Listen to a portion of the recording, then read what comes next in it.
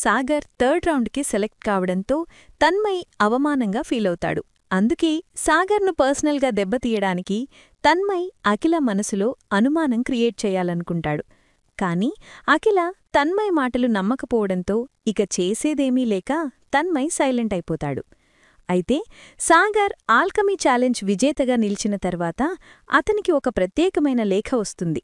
అందులో 3వ రౌండు పరీక్ష కేవలం మీకు మాత్రమే అని రాసి ఉంటుంది. సాగర్కు ఆశ్చర్యం కలుగుతుంది. మరుసటి రోజు అతను ఆ లేఖలో పేర్కొన్న ఒక పాత ల్యాబ్కి వెళ్తాడు. ఆ గదిలో కేవలం ఒక పాత టేబుల్, కొన్ని మట్టి పాత్రలు, ఒక చిన్న అలమరా మాత్రమే ఉంటాయి. అక్కడ ప్రిన్సిపల్, జడ్జిలు మాత్రమే ఉంటారు. వాతావరణం చాలా నిశ్శబ్దంగా, గంభీరంగా ఉంటుంది. సాగర్, ఈ 3వ రౌండ్ కేవలం నైపుణ్యాన్ని పరీక్షించడానికి కాదు. ఇది మీ అంతరాత్మను, మీ లక్షణాలను పరీక్షించడానికి. విజేతను ఈ పరీక్షలో మాత్రమే నిర్ణయిస్తాం అని ప్రిన్సిపల్ గంభీరంగా చెప్తాడు. పాకెట్ FM డౌన్లోడ్ చేసుకుని కింగ్ ఆడియో సిరీస్ వినేయండి.